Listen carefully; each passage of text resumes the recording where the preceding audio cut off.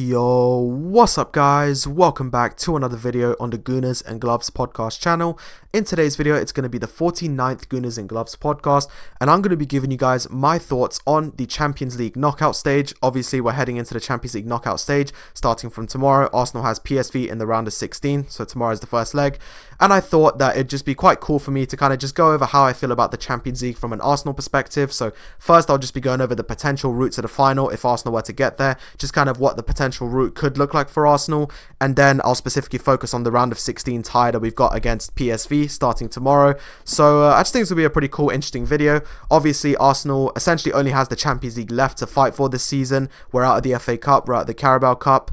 Yes, there's still a tiny chance that we could win the Premier League, but it's obviously extremely unlikely, and as far as I'm concerned, the title race is over. So for that reason, as far as I'm concerned, the Champions League is the final competition that we've got to fight for this season, and it's our final chance to save our season. So pretty much, I'm going to jump straight into it. So let's first start with the potential route that Arsenal could face if they were to get to the final. So obviously, we already know that we'll be facing PSV in the round of 16, and that is going to be starting tomorrow. So I'll get onto the round of 16 in a little bit. But that is the first round of the competition, the round of 16. That one we know we'll be playing against PSV. Then, if we were to get to the quarterfinal, we will definitely be facing either Real Madrid or Atletico Madrid. So we know this, Real Madrid and Atletico Madrid are facing each other in a Madrid derby. What a round of 16 tie that is, by the way. Unfortunately, at the same time as Arsenal, because otherwise I definitely would have watched it. But unfortunately, it's on at the same time as Arsenal. This is just the Champions League. Sometimes you have very good games at the same time, and it can't be helped. Last year, in fact, it was actually Arsenal versus Bayern Munich at the same time as Real Madrid versus Manchester City, and that happened for both legs. And honestly, it was a crime that those two games took place at the same time. So as much as I wanted to watch Real Madrid versus City, obviously I was watching Arsenal versus Bayern Munich instead. But anyway, that will be the quarterfinal. If we were to get there, we'd face either Real Madrid or Atletico Madrid. Obviously, two incredibly tough teams. Real Madrid are the kings of the competition, and Atletico Madrid are certainly doing very well this season. And in fact, both Real Madrid and Atletico Madrid are actually involved in an incredible La Liga title race alongside Barcelona. Seriously, what a title race La Liga is having right now. Real Madrid, Atletico Madrid, and Barcelona all within a point of each other. Incredible title race. So obviously, this is going to be a very entertaining game between Real Madrid and Atletico Madrid. I mean, it's a Madrid derby. Madrid derbies are always going to be entertaining, but when you've also got the added factor of this could potentially derail either one's title race, definitely that will be a very good game.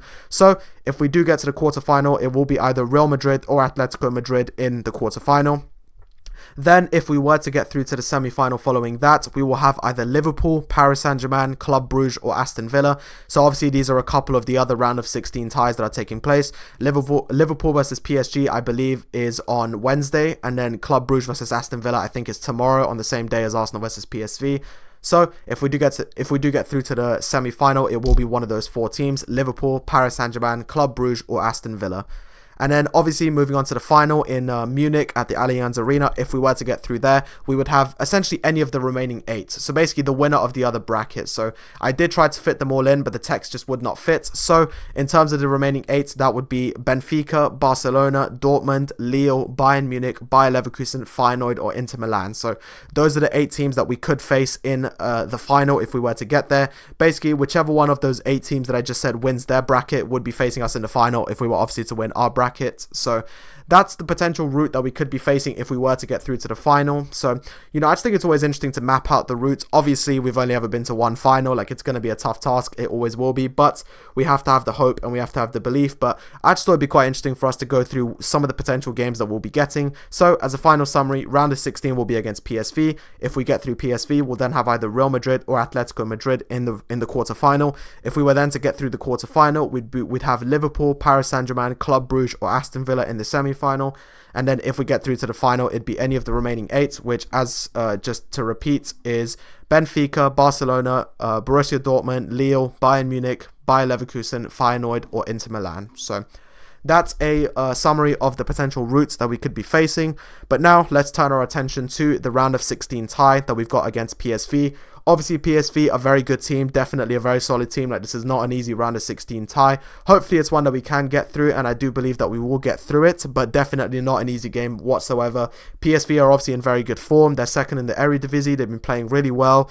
They knocked out Juventus, which is no easy feat. Obviously, Juventus are a great team and very good in the Champions League, but PSV was able to eliminate them in the playoffs to make the round of 16. So fair play to PSV. They're a very solid team. They're not easy whatsoever. Hopefully, Arsenal can get through it, but yeah, in terms of form, this is definitely not an easy game whatsoever. PSV are obviously doing really well, and will certainly be full of confidence after knocking out Juventus in the playoffs to get to the round of 16. Now, talking kind of just generally about how I'm feeling heading into the game. Well, first, let's just kind of get into sort of team news. So, Saka and Martinelli are still out. They will not be playing in this game, and it's very unlikely that they'll play in the second leg. Arteta's already confirmed this, and he's probably going to get asked about it at tonight's press conference. But from what we can tell, Saka and Martinelli are definitely still not going to play. They're definitely not playing, and it's very unlikely that we'll see them for the second leg next week either. Then we've got a couple of players who are currently at risk of suspension if they get another yellow card. So we've got Raheem Sterling. If Raheem Sterling gets booked again in either of these two legs, he will be suspended for the following game. And I think this lasts until the quarterfinals. So if he was to get booked tomorrow, if he was to get a yellow card in tomorrow's game, then he would miss the second leg. And if he was to get a yellow card in the second leg, then he would miss the quarterfinal first leg. So obviously, hopefully, if Raheem Sterling does play, he will be careful. Obviously, with how many attacking injuries we have right now, the last thing we need is any of our current attackers being suspended. So yeah, and then the other one who's at risk of being suspended is Gabriel Martinelli, but as mentioned before, it's very unlikely that he'll play either leg. So I think in Martinelli's case, he's probably safe from being suspended, but in Raheem Sterling's case, he's definitely gonna have to be careful not to get himself a yellow card, because if he does, then he will be suspended for the obviously for the first leg or the second leg, for the second leg or the quarterfinal first leg, depending on what he does. In terms of formation, obviously our attack continues to be incredibly depleted. As mentioned before, Saka and Martinelli aren't playing. Kai Havertz and Gabriel Jesus are obviously out for the season. In terms of what Arteta will go with, it will be interesting to see. I think Trossard will carry on playing. In terms of the number 9, this is where it's going to get interesting. Does Mikel Arteta carry on with Mikel Merino, or does he maybe take a bit of a chance and give it to Ethan Nwaneri? I've been seeing some talks about maybe Ethan Nwaneri having a go at number 9, and obviously we'll have to wait and see. I do get why people are saying it, because obviously Ethan Nwaneri has been so good in an attack and he's created so many chances, but obviously will that extend to the number 9 position at striker, especially being only 17 years old? We'll have to see if that works. So I don't know if Arteta will go with it, but I thought I'd just make it clear, because there have been some talks of Arteta potentially putting Ethan Nwaneri at number 9. In terms of who I think he'll probably just play it safe and go with either Leandro Trossard or Mikel Merino, one of those two. We'll have to see what happens, but in my opinion, it probably will just be Trossard or Mikel Merino.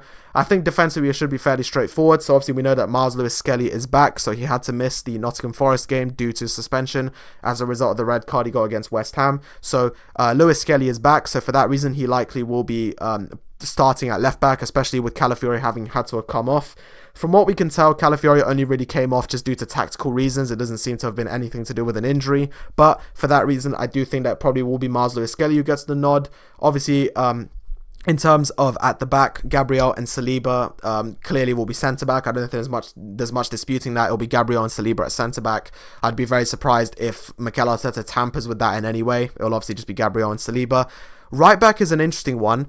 I personally think it'll be Timber. However, obviously Ben White has been coming off the bench. So obviously Ben White is back in the for the squad base. He's back in training. He's been back in training for a little while now. He's had a couple of cameo appearances against Nottingham Forest and also West Ham. Now, I doubt he's fit enough for a start just yet. Obviously, he had to miss 10 weeks, so it's not like, he did have to miss quite a while. So I doubt he's fit enough for a start. So for that reason, I do think it probably will be Yuri and Timber at right back. So for that reason, I think it'll be pretty standard defense that we've been going with in the Champions League. Raya in goal, Miles Lewis-Skelly at left back, Gabriel and Saliba at centre back, and then Timber at right back. So that's going to be a fairly standard defense. I don't really see that changing. Midfield, again, probably not really going to be seeing anything too different. We'll have Odegaard, Rice, etc. So I doubt that's going to change very much.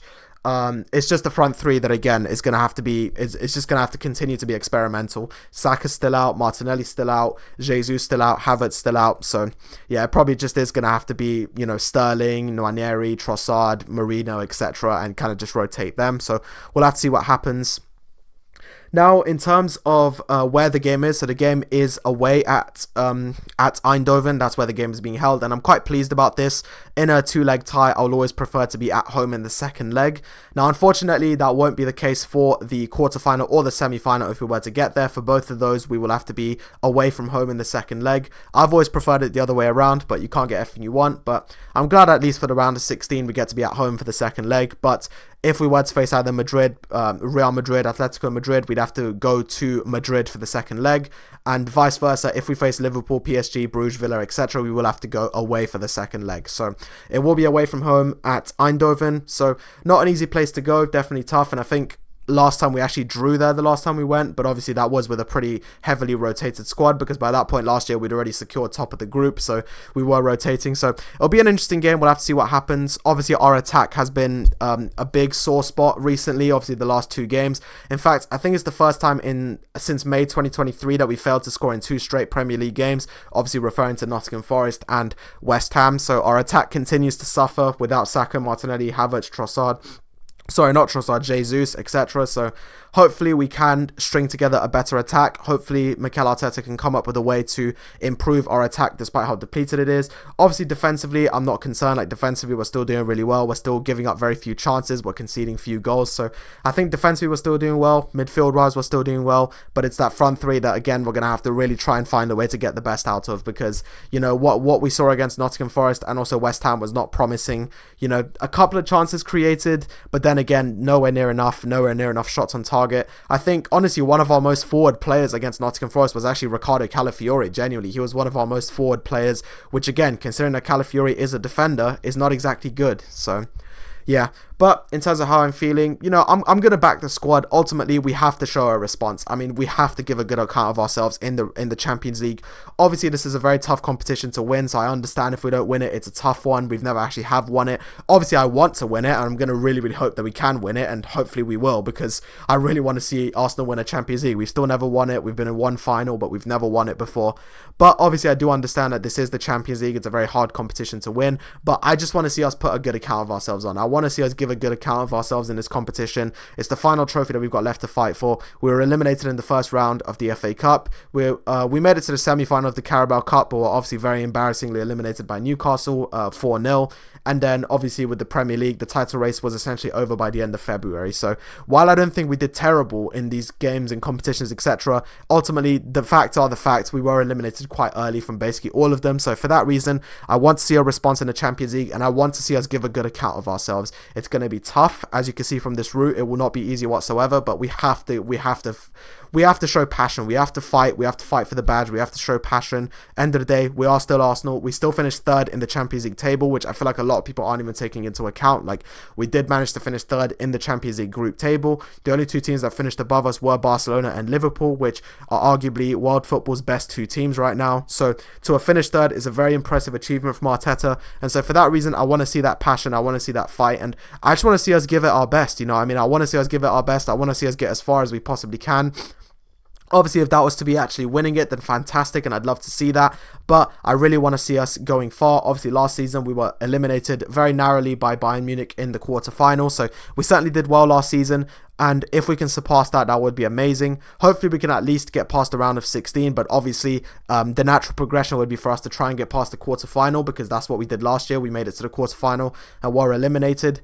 But ultimately, the main thing I want to see is passion. I want to see the team give it their best. And I just want to see us put on a good account of ourselves in the Champions League this season, especially because it's the last trophy we've got to fight for. It's our main focus. And end of the day, we need to just be giving it our best. So, yeah, really looking forward to the Champions League getting on the way. It's going to be great to see Arteta in his second Champions League knockout stage. Obviously, he made it last year, so this will be Arteta's second knockout stage as Arsenal manager. So hopefully we can give a good account of ourselves. Hopefully we can do our best and ultimately get as far as we possibly can. I want to see the squad show passion, show heart, and ultimately just show a response to obviously how the Premier League title race, FA Cup, Carabao Cup, etc. has gone.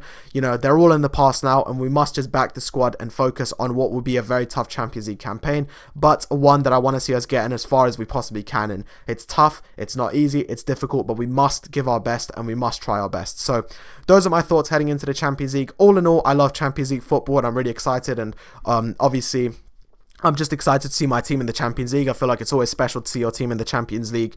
So yeah, just really excited to watch it. It's going to be great. I'll obviously be watching the other games as well. And yeah, I think it's going to be really fun. So hopefully you guys enjoyed this. Let me know if you want me to do this more heading into these competitions. I just thought it made a lot of sense given that obviously the knockout stage starts from tomorrow, and this is Arsenal's last chance at a trophy this season. So obviously we want to be giving it our best. So yeah, thank you guys so much for listening to this. Please let me know down below how you feel about the Champions League. How do you feel about it from an Arsenal perspective? But if you're not an Arsenal fan, but you do support one of the other teams, let me know how you feel about your chances in the Champions League.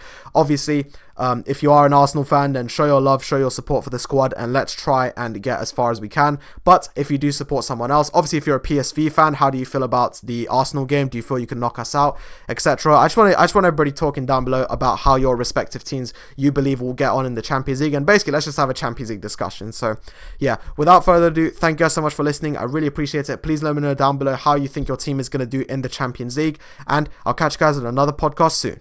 Bye bye.